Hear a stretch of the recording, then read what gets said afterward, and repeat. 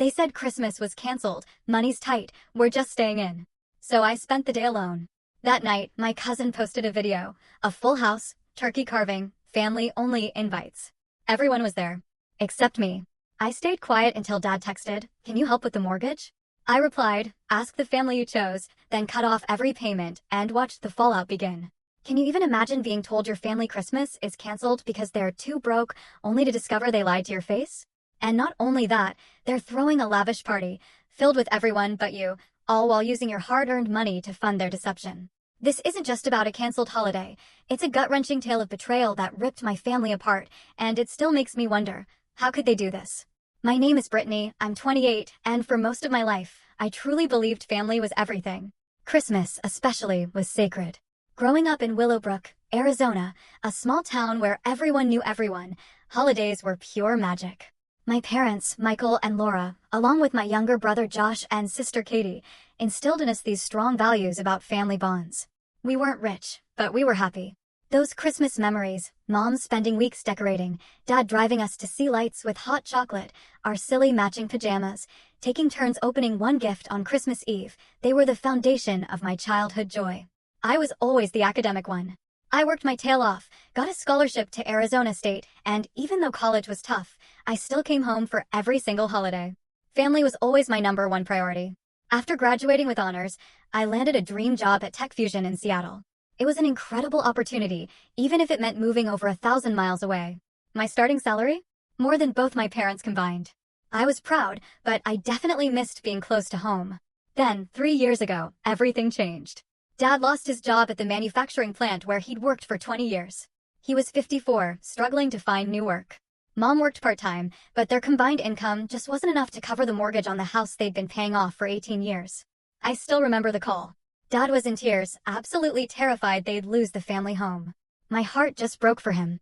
"I'll help," I told him without a second thought. "Just tell me what you need." That was the beginning of my financial support. First, it was a few months of mortgage payments. Then, utility bills when winter hit.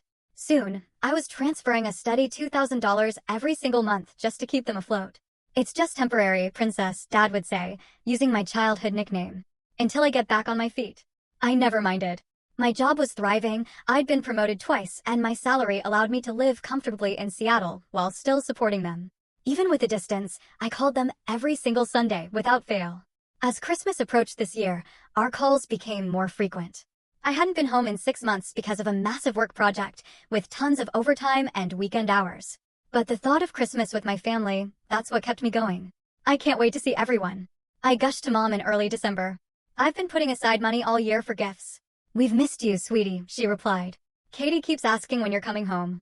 I spent hours, searching for the perfect gifts. Premium fishing gear for Dad, a silver locket for Mom, the latest gaming console for Josh, a new laptop for Katie. I even bought special gifts for my aunts, uncles, and cousins. The cost was significant, but after a year of financial support and barely any vacation, I felt I deserved to splurge a bit. I booked my flight for December 23rd, planning 10 glorious days with the people I loved most. My apartment in Seattle is modern, but it lacks that warmth, you know? I decorated a tiny artificial tree, but it was nothing like Mom's elaborate displays. I worked extra hard to clear my schedule, staying late, sometimes until 9 or 10 at night. My boss, Samantha, noticed. "You're really pushing yourself, Brittany," she said one evening. "Make sure you enjoy your time off. You've earned it." "I will," I promised. Christmas with family is worth every late night. I daydreamed about sledding with my siblings at Pinehurst Hill, helping Mom bake gingerbread cookies, Dad pretending not to sneak dough. Just picturing us all by the fireplace opening gifts, that anticipation kept me afloat. It had been a tough year, and the weight of supporting my family financially was heavy. But those smiles, the hugs, the laughter, that was my reward. Christmas was going to be my reward for all the sacrifices. 2 weeks before my flight, I shipped the carefully wrapped gifts to my parents. I texted Mom to keep them hidden until Christmas morning. "These are special," I wrote. "Can't wait to see everyone's reaction." That was the last normal conversation we had. The call came on a Wednesday evening, just 11 days before Christmas. I'd just gotten home, exhausted, from a 10-hour day. My phone rang with Mom's familiar ringtone, and I answered with a smile, ready to finalize holiday plans. "Brittany, honey," her voice sounded strange, hesitant. "I need to talk to you about Christmas." Something in her tone made me sit down. "What about it? Is everything okay?" "Well," she continued, her voice oddly distant, "your father and I have been talking, and we think We think it might be better to skip the big celebration this year. Money's just too tight, and we're feeling overwhelmed. I frowned, confused. Mom, I've been helping with bills all year. I'm happy to bring extra for the holidays. It's not just that, she insisted. We're just going to stay in this year. Nothing special. Maybe it's better if you save your vacation days for another time. This made no sense. Christmas was our most important tradition. We'd celebrated even through the absolute leanest times when I was growing up. Mom, I already bought all the gifts. They're on their way and my flight is booked for next week. She sighed. The gifts are too much, Brittany. We can't match that kind of spending, and it makes everyone uncomfortable. I don't expect anything in return. I said, a knot forming in my stomach. I just want to see everyone. We can do a simple celebration. I'll even cook dinner myself. There was muffled conversation on her end, then Dad's voice. Princess, listen, he said. We're just staying in this year. Nothing special. Just a quiet day for your mother and me. But what about Josh and Katie and the cousins? We always spend Christmas together. Everyone understands, he said, firmly. It's just 1 year. We'll do something next summer instead, when things aren't so hectic. I tried everything. I offered to book a restaurant, shorten my trip, even suggested just immediate family. Each suggestion was met with a gentle, but firm, we're just staying in. Nothing special this year. By the end of the call, I felt deflated, but I tried to be understanding. Times had been tough for them. Maybe the pressure of hosting was just too much. Still, canceling everything instead of scaling down seemed extreme. I can still send the gifts, right? I asked before hanging up. If you want to, Mom replied, sounding strangely disinterested. But don't expect anything elaborate in return. After the call, I sat on my couch, staring at my small Christmas tree. The excitement I'd felt for weeks had vanished, replaced by confusion and a deep disappointment. I tried to be mature about it. They were under financial stress, and I, of all people, understood that. The next day, I canceled my flight. No refund, just a credit. Another disappointment. What was I going to do with 10 days of approved vacation now? I texted my siblings. Josh replied, yeah, tough year. Katie didn't respond, which was totally out of character. Over the next few days, I tried to maintain some connection. A group video call on Christmas morning? Mom said their internet was spotty. A care package with cinnamon roll ingredients? Dad texted back that they were watching their sugar intake. Each rejection felt stranger than the last. My parents weren't health conscious, and our rural Arizona town had perfectly reliable internet. Something was off. A week before Christmas, the tracking showed my gifts had been delivered. I texted Mom to confirm. Yes, got them, was her only reply.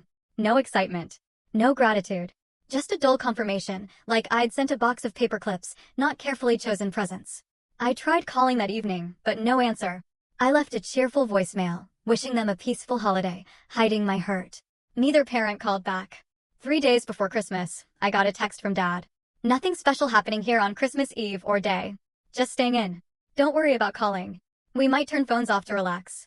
Don't worry about calling on Christmas. In 28 years, I had never spent a Christmas without at least speaking to my family by phone. Now, they were actively discouraging me from even making contact.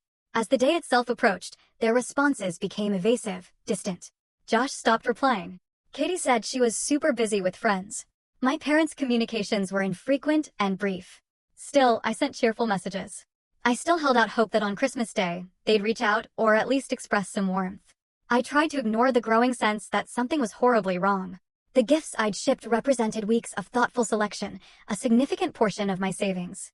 The thought of them sitting unopened, or worse, opened without care, was agonizing. But more than the money, it was the emotional investment that hurt. Each gift was my love, my desire to bring them joy despite the distance. Christmas Eve arrived, silent and heavy with snow in Seattle. In years past, this would be when I called my family, wishing them a Merry Christmas Eve before we all put on our matching pajamas. This year, my calls went straight to voicemail. That night, I fell asleep with my phone clutched in my hand, still hoping for a message that never came. I woke up on Christmas morning to the sound of silence. No excited calls, no cheerful group texts. Just the hum of my apartment building. This was my first Christmas alone in 28 years. Even though I'd known for almost 2 weeks, the reality of it hit me with unexpected force. I checked my phone, nothing. The screen reflected a stark emptiness that matched the feeling in my chest. Merry Christmas to me, I whispered to the empty room. I had made half-hearted attempts at festive decor.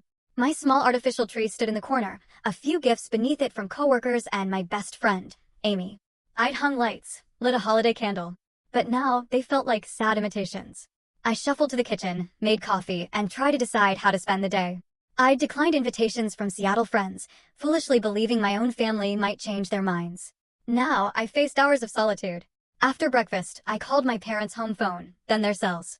All went to voicemail. I left bright, cheerful messages, wishing them a Merry Christmas, making no mention of my hurt. Hi Mom and Dad. Just wanted to wish you both a very Merry Christmas. Hope you're having a peaceful day like you wanted. I love you both and miss you. The gifts are from me, of course. Hope you like them. My voice sounded artificial, even to my own ears. I maintained the facade. Maybe their phones really were off for relaxation. I tried Josh, then Katie. Neither answered. With communication attempts exhausted, I needed to occupy myself. I put on Christmas music and decided to prepare a small holiday meal. It wouldn't be Mom's traditional turkey, but I could make something special for just me. A small ham, mashed potatoes. As I chopped and stirred, I found myself talking out loud, narrating the cooking process like I was on a show. It was better than silence. Now we'll add a glaze to the ham. Just brown sugar, a bit of mustard, and some spices. My voice echoed. I swallowed hard against the lump in my throat. By 3 p.m., my meal was ready. I set my small dining table with my best dishes, lit a candle, even put on a nice sweater. As I sat down alone, I took a photo of my plate. I almost posted it on social media, but stopped. I didn't want my family to see me alone if they were checking feeds. I didn't want their pity. The food was good, but it tasted like nothing. I ate mechanically, then packed away the leftovers. Afterward, I opened my few gifts. A scarf from a coworker, wine from my boss, and Amy's. I saved Amy's for last, knowing she'd put thought into it. Inside was a beautiful photo frame with a picture of us from college graduation, arms around each other, huge grins. Her note, for your new place. Never forget who's always in your corner. Love you, friend. Tears sprang to my eyes. Amy and I met freshman year. She was still my rock.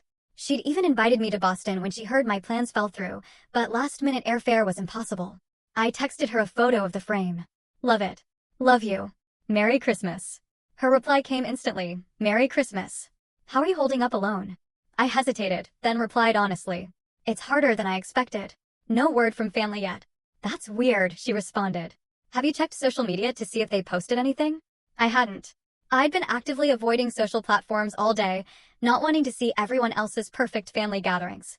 But Amy's suggestion planted a seed of curiosity. If they were truly having a quiet day, there would be nothing to see, right? I'll check later, I promised Amy. Watching Christmas movies now. I wasn't, but I needed time to decide. A part of me feared what I might find. The afternoon crawled into evening. Snow continued to fall in Seattle. In Arizona, it would be sunny and mild. I imagined my childhood home, my parents quietly reading. No decorations, no special meal, no celebration. I tried calling one more time around 6 p.m. Still no answer from anyone. The silence was becoming deafening. By 8 p.m., I had run out of distractions. Cleaned the kitchen, reorganized my bookshelf, wrapped myself in a blanket, staring blankly at a Christmas movie on my laptop. The character's holiday joy felt like a mockery of my solitude. With nothing left to occupy my restless mind, I finally opened Instagram. I told myself I was just checking on friends, but Amy's suggestion lingered. What if my family had posted something? I didn't have to look far. A notification popped up the moment I opened the app. Jackson Williams went live 30 minutes ago. Jackson was my cousin, my dad's sister's son. We'd grown up together. My thumb hovered over his profile. Hesitation mixed with a cold dread. If the family truly was having a quiet, scaled-back Christmas, there would be nothing notable. I tapped the screen. The video began playing, and my world utterly collapsed.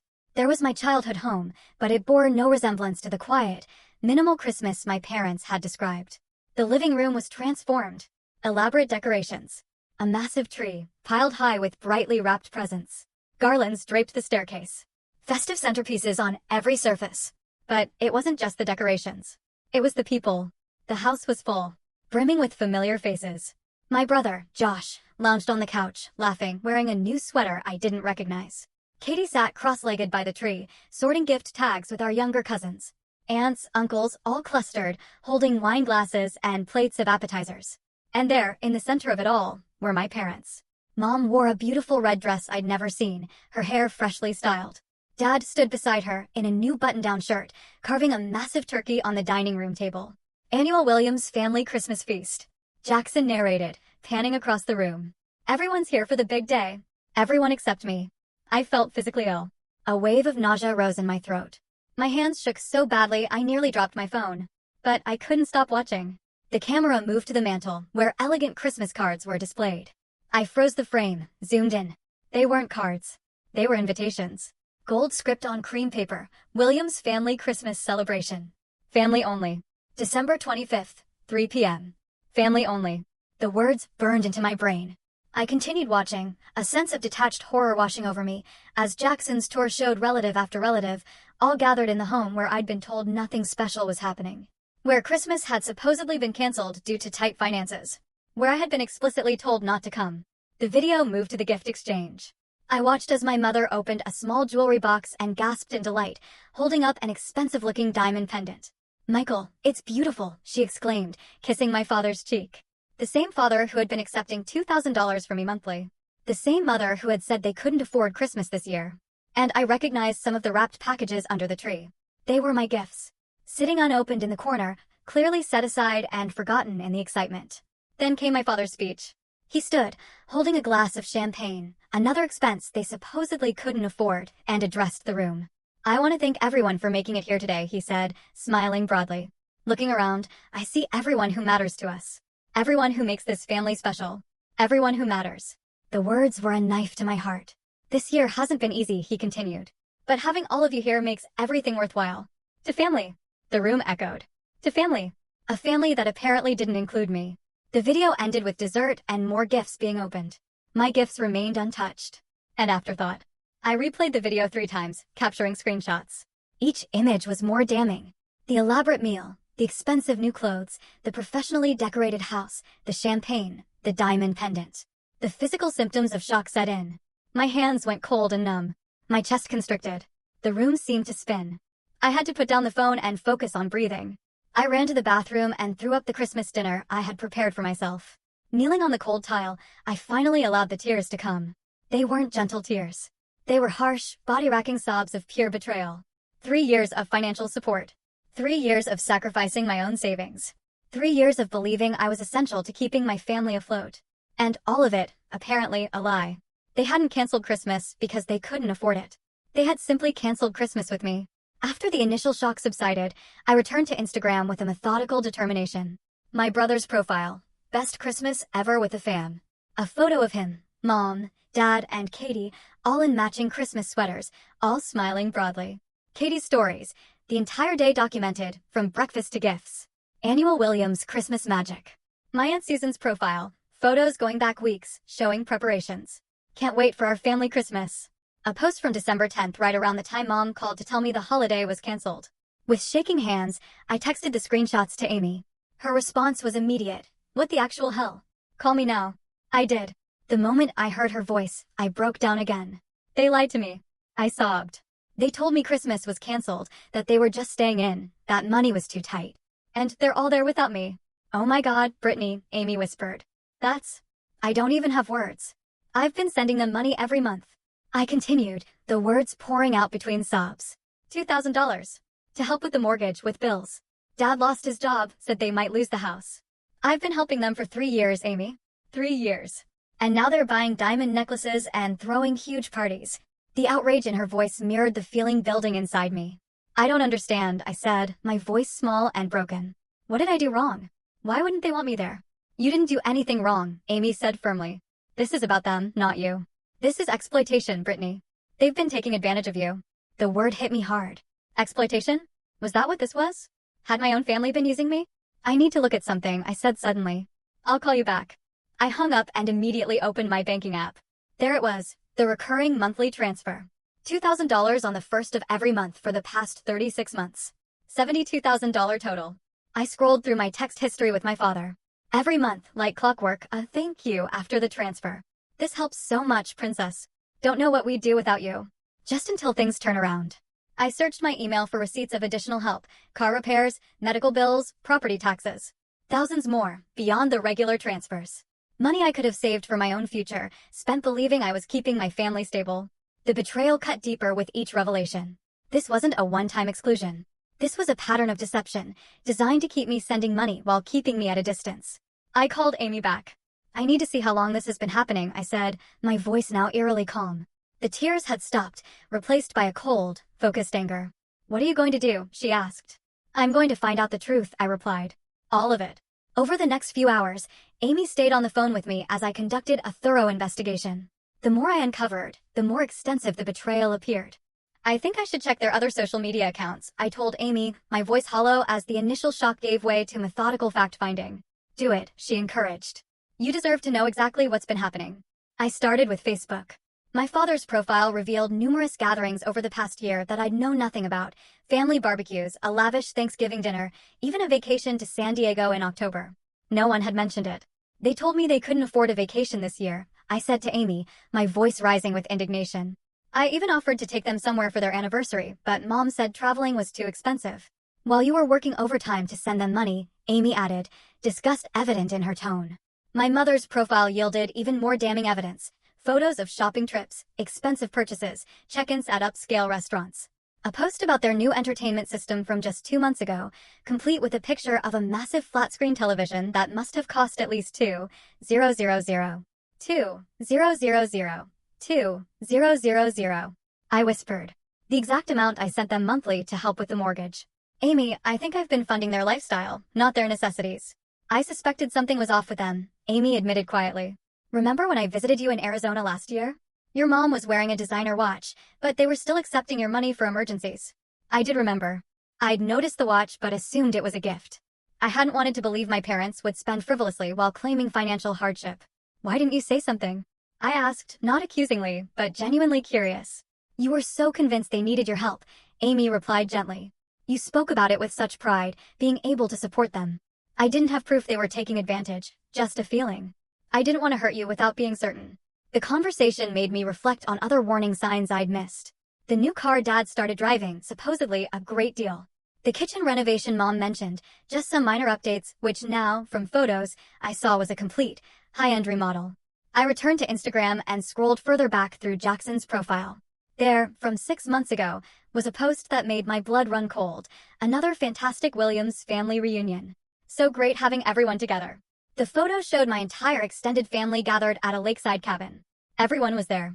Everyone except me. They've been excluding me from family gatherings for at least 6 months, I told Amy, my voice breaking again. Probably longer. But why, Amy? Amy asked the question I couldn't answer. You've done nothing but support them. You're successful, generous, kind. What possible reason could they have for cutting you out? I had no explanation that made sense. I had always been the responsible one, the achiever, the child they bragged about. At least, that's what I thought. I need to check something else, I said suddenly. Let me call you back. I hung up and immediately opened my email, searching for recent conversations with Katie. We had discussed her visiting me in Seattle, me offering to pay for her flight. Her response now seemed telling, not sure if I can get away from family obligations that week. Maybe another time. Family obligations. That phrase took on new meaning. I searched Josh's emails too. 3 invitations I'd sent for him to visit Seattle in the past year, all declined for vague reasons. Never a suggestion of an alternative date. My family hadn't just excluded me from this Christmas. They had been systematically cutting me out of their lives while continuing to accept my financial support. I called Amy back. I'm looking at my financial statements from the past 3 years, I told her. After the monthly transfers and the extra emergency help, I've given them nearly $80,000. Jesus Christ, Amy breathed. That's a down payment on a house. That's a huge chunk of retirement savings. Meanwhile, I continued, pulling up property tax records online. There's no indication they were ever in danger of losing their house. Mortgage payments have been made consistently. No liens, no penalties, nothing to suggest financial distress. They lied about the fundamental reason you were sending money, Amy stated flatly. That's not just taking advantage, Brittany. That's fraud. The word hung between us, harsh but accurate. My own parents had defrauded me, their daughter, of tens of thousands of dollars, all while systematically excluding me from family life. I kept making excuses for why I couldn't visit more often, I realized aloud. Work was too busy. Seattle weather was unpredictable. But they never invited me home, Amy. Not once in the last year did they actually ask me to visit. Because they didn't want you to see how they were living, Amy concluded. You might have noticed the disconnect. I continued piecing together the timeline of deception, a knot of anger and hurt tightening in my chest. Every discovery added to the betrayal. Every realization made it clearer. This hadn't been a misunderstanding. This was calculated, ongoing exploitation by the people I trusted most.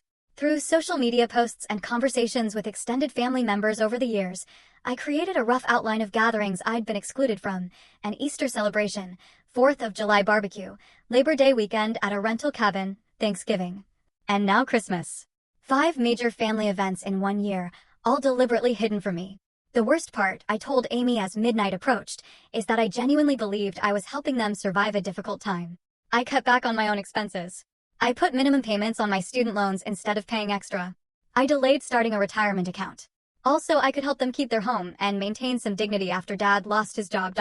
While they were taking luxury vacations and buying diamond necklaces, Amy finished, no longer bothering to hide her outrage. Why? I asked again, the question circling back. Why would they do this to me? Some people take advantage wherever they can, Amy said softly. Even from those they should protect most. It's not about you, Brittany. It's about who they are. As Christmas Day came to a close, I sat surrounded by screenshots and financial statements. The evidence of my family's betrayal laid bare before me. The pain was evolving, transforming from the sharp shock of discovery to a deeper, more resolved understanding of what needed to happen next. Amy, I said finally, my voice steady despite the tears that had left tracks on my face. I need to make some changes. I'm with you, she replied instantly. Whatever you decide to do, I'm in your corner. As I prepared for bed that night, my phone chimed. A new message. It was from my father, the first contact from my family all day. My heart raced. Would there be an explanation? An apology? Something to make sense of the inexplicable cruelty? Instead, the message read, "Hope you had a nice Christmas, princess. Quick question.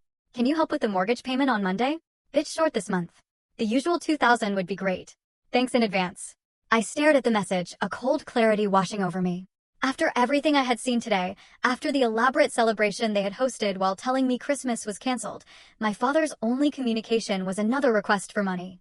In that moment, something shifted permanently inside me. The last lingering doubt about what I needed to do vanished. I didn't reply to the text. Not yet. First, I needed a plan. I spent the next 3 days in a state of focused determination, ignoring all attempts at communication from my family. My father's initial text was followed by several more. "Princess, did you get my message about the mortgage? We're counting on that transfer going through Monday.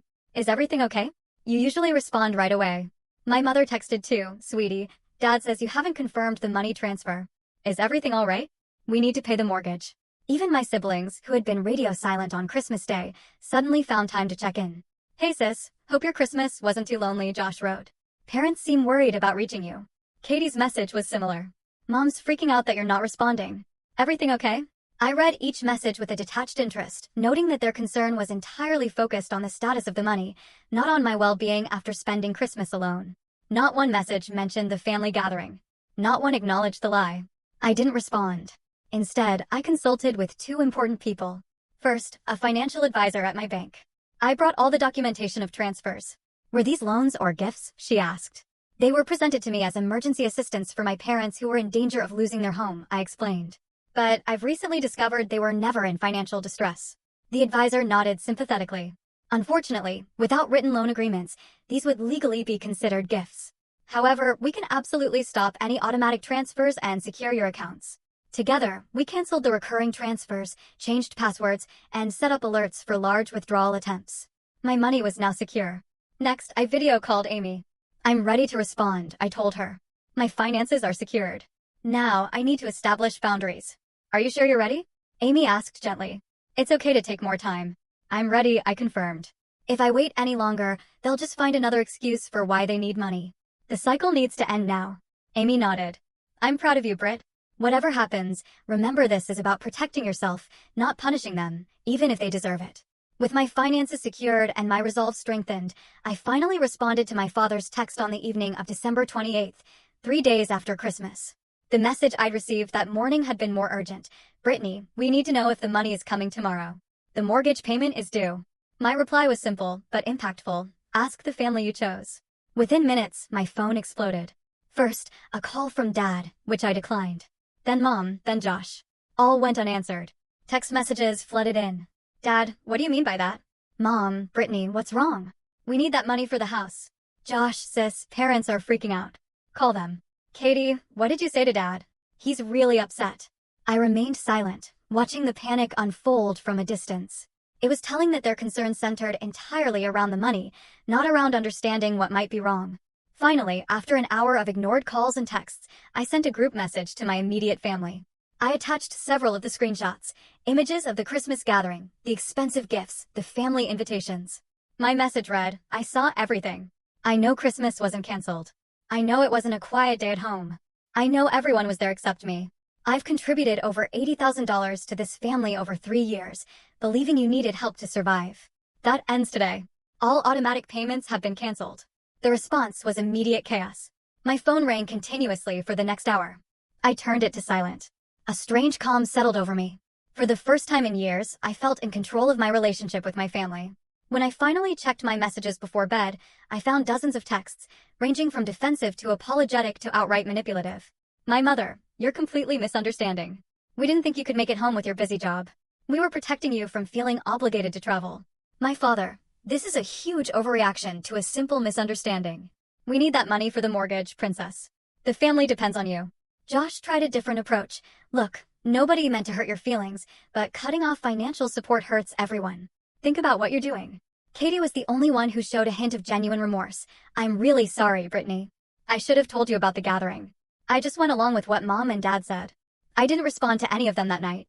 Instead, I drafted emails to my landlord, utility companies, and other regular expenses, explaining that payments from my account might be attempted by unauthorized individuals and should be declined without verbal confirmation from me. I couldn't put it past them to try accessing other accounts. The next morning, I had a voicemail from my mother that revealed more than she likely intended. "Brittany, you need to stop this tantrum immediately." Her voice was tight with anger, not concern. "Your father and I have supported you your entire life, and this is how you repay us? By abandoning your family over a silly Christmas party? We have the mortgage payment due, the property taxes coming up, and we just put a deposit down on a Tahiti cruise for February. We can't afford all this without your help. Call me back immediately." A cruise. They had booked a cruise while telling me they couldn't afford Christmas. The final piece of confirmation I needed. Instead of calling her back, I made an appointment with a therapist specializing in family trauma. I knew I would need professional support to process the magnitude of this betrayal. That afternoon, I received a call from an unexpected source, my father's sister, Aunt Sandra. Unlike the rest of the family, she'd always been somewhat of an outsider. "Brittany," she said, "I heard what happened. Your cousin Jackson told me you saw his Christmas video and that you weren't invited. I want you to know I had no idea they told you Christmas was canceled." Her words held a ring of truth that had been absent from my parents' explanations. "I've been sending them money for years, Aunt Sandra," I confessed. "They told me they were about to lose the house after Dad lost his job." There was a long pause. "Your father didn't lose his job 3 years ago, Brittany," she replied gently. "He took early retirement with a pension package. They've never been in danger of losing the house." The revelation hit me like a physical blow. Not just manipulation, but an outright fabrication of the very premise that had led me to provide financial support in the first place. Why would they lie about something so fundamental? I asked, though I already suspected the answer. "Your parents have always lived beyond their means," Aunt Sandra explained. "Your success became their solution. They've been bragging to the family about their clever arrangement with you, your generosity funding their lifestyle while they maintain control over the family dynamic by keeping you at a distance so you can't see how they're using your money. And everyone just went along with this?"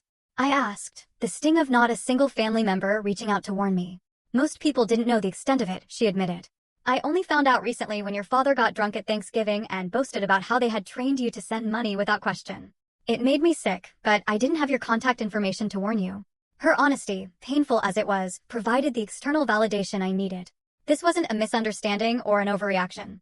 This was deliberate exploitation by my parents, enabled by the silence of family members who either didn't know the full truth or chose not to interfere. "Thank you for telling me," I said sincerely. "It helps to know I'm not crazy for feeling betrayed." "You're not crazy," Aunt Sandra assured me. "And you're not alone. I've often been the family outcast myself for questioning your parents' behavior. If you need someone who understands, I'm here." Her support strengthened my resolve. After our call, I composed a formal email to my parents, copying my siblings. After discovering the extent of the deception regarding family finances and being deliberately excluded from family gatherings while continuing to provide financial support, I am terminating all financial assistance effective immediately. Any future communication should acknowledge the truth of what has occurred rather than continuing the pattern of manipulation. I will be taking time to reassess our relationship and what form it may take going forward, if any. The email was met with a barrage of responses, from my mother's outrage, "After all we've done for you," to my father's attempted financial threats, "You'll regret this when tax season comes. You've been claiming some of our expenses," to my brother's sudden concern for my mental health, "You're not thinking clearly, sis. Maybe you should talk to someone." I forwarded these responses to my therapist as examples of the manipulation tactics. Her validation helped me stand firm as the pressure from my family intensified over the following days. 1 week after Christmas, my father sent a text that showed he still hadn't grasped the severity of the situation. Look, we're sorry if your feelings were hurt about Christmas, but we really need the January mortgage payment. Can you put aside this disagreement until we figure things out financially? My response was brief. The mortgage is your responsibility. My bank has been instructed to decline any attempted withdrawals from your accounts. It was the last direct communication I had with my father for months. As January began, I felt a strange mixture of grief and liberation. The family I thought I had was gone, revealed to be an illusion maintained as long as I provided financial benefit. But with that painful truth came freedom from exploitation and the opportunity to rebuild my life on honest foundations. The first month after cutting financial ties was surprisingly peaceful. After the initial flood of calls and messages, there was radio silence from my parents and brother. Only Katie sent an occasional text, usually just to check if I was still mad. I responded politely but maintained my distance, explaining that this wasn't about anger, but about fundamental trust and respect. "I'm not mad, Katie," I wrote. "I'm protecting myself from further exploitation. There is a difference." As February approached, I began hearing updates through Aunt Sandra, who had become an unexpected ally. According to her, my parents were experiencing the natural consequences of losing their daughter ATM. They missed the January mortgage payment. She told me during one of our weekly calls. "Your father's been asking other family members for loans. Are people giving them money?" I asked, concerned someone else might be manipulated. "No," she said with a hint of satisfaction. "Your courage in standing up to them exposed their pattern. Nobody wants to be the next Britney." While I took no pleasure in my parents' financial struggles, there was a certain justice in them finally facing the reality of their own choices. In my own life, I began experiencing the benefits of reclaiming my finances. For the first time in 3 years, I had an extra $2,000 each month to allocate toward my future. I increased my retirement contributions, began building an emergency fund, and even started researching first-time home buyer programs. "It's amazing how much more secure I feel financially," I told Amy.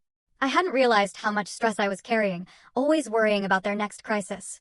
"That's because there was always a next crisis," Amy pointed out. By design. She was right. Looking back, there had always been some urgent need just after I'd recovered from the previous expense. Each crisis carefully timed to maximize my sense of obligation. February brought another update from Aunt Sandra. My parents had canceled their cruise, unable to make the final payment without my contribution.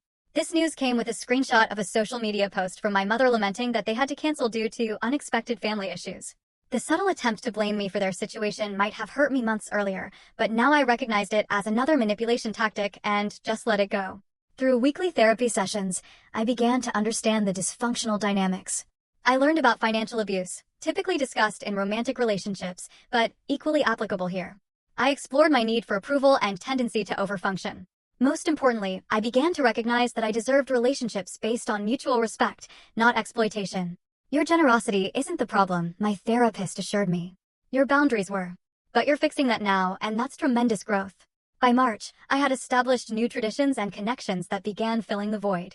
I joined a hiking group, accepted dinner invitations from coworkers I'd previously declined, and even started dating again after a 2-year hiatus. I met a kind environmental engineer named David, who valued honest communication above all else. "I've been so focused on proving my worth through sacrifice," I told him on our third date, having shared a simplified version of my story. "I forgot that. Relationships should add to your life, not drain it. Healthy love multiplies resources," he agreed. "It doesn't deplete them."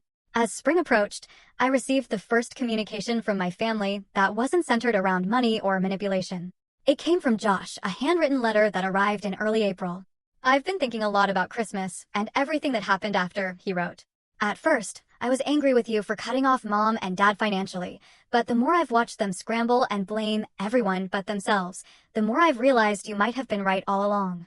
They told us you couldn't come for Christmas because you were too busy and didn't want to be bothered with family stuff. We believed them because it was easier than questioning. I'm sorry for my part in hurting you. I should have reached out directly instead of accepting their version of reality."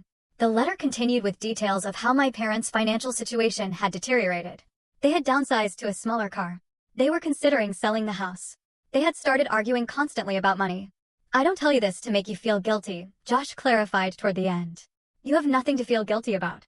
I tell you so you know that your decision forced some necessary changes. Maybe in time they'll learn from this. Maybe not. Either way, I'd like to have a relationship with my sister again, on healthier terms." I cried after reading his letter, not from pain, but from the validation it provided. Then I called him, our first real conversation in nearly 4 months. "I never wanted to hurt anyone," I told him. "I just couldn't keep sacrificing myself for people who didn't even want me around."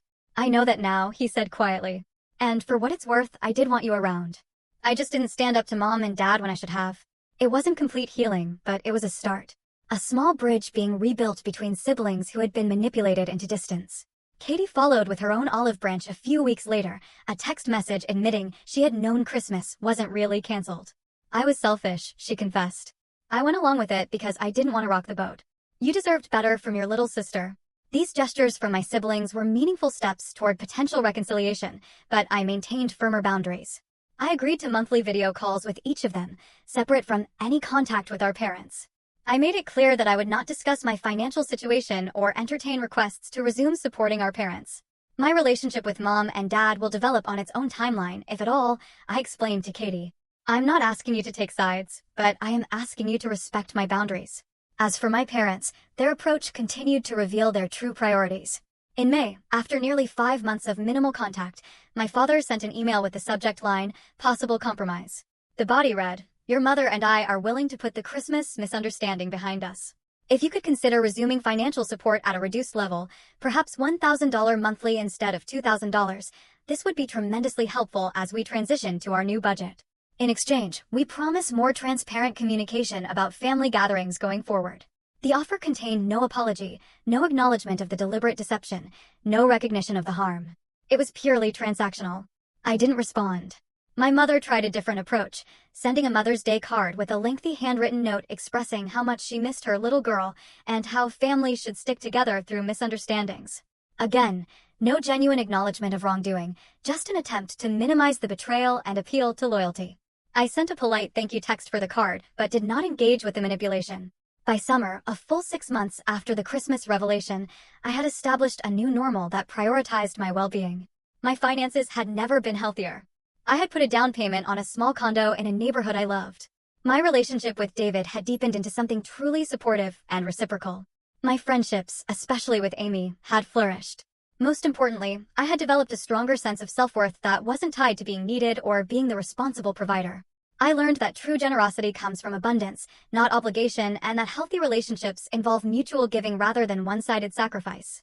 When Christmas approached again the following year, I felt a twinge of sadness for the family relationships I had lost, but no regret for the boundaries I had established. I created new traditions with my chosen family, hosting a dinner for friends and volunteering at a local shelter on Christmas morning. The joy I found in these connections was authentic in a way my family relationships had not been for years. I did eventually reconnect with my parents, but on dramatically different terms. After nearly 18 months of limited contact, they reached out with what seemed to be genuine remorse, prompted in part by family therapy they had reluctantly begun at Aunt Sandra's insistence. Our relationship now is cautious but cordial. I visit occasionally but maintain clear financial boundaries. No loans, no gifts of money, no discussions of their financial challenges. They have adjusted to their actual income level, selling the large family home and adopting a more modest lifestyle. The most valuable lesson from this painful chapter wasn't about money at all. It was about recognizing that family should be defined by mutual care, respect, and honesty, not by DNA or obligation. It was about learning that sometimes the most loving thing you can do for others is to stop enabling harmful patterns, even when that choice brings short-term pain. And it was about discovering that my worth was never tied to what I could provide or sacrifice, but to who I am as a person, worthy of authentic connection. The Christmas that was canceled turned out to be the greatest gift I ever received, not a celebration of family, but a revelation of truth that allowed me to reclaim my life and rebuild it on foundations of genuine love and respect. Call to action. Have you ever had to create strong boundaries with family members? What happened? I'd love to hear about your experiences and lessons learned in the comments below. Remember, setting boundaries isn't selfish, it's an act of self-respect. If this story resonated with you, please like, subscribe, and share it with someone who might need to hear this message today. Thank you for listening to my journey. And remember that sometimes, the family we choose is more important than the family we're born into.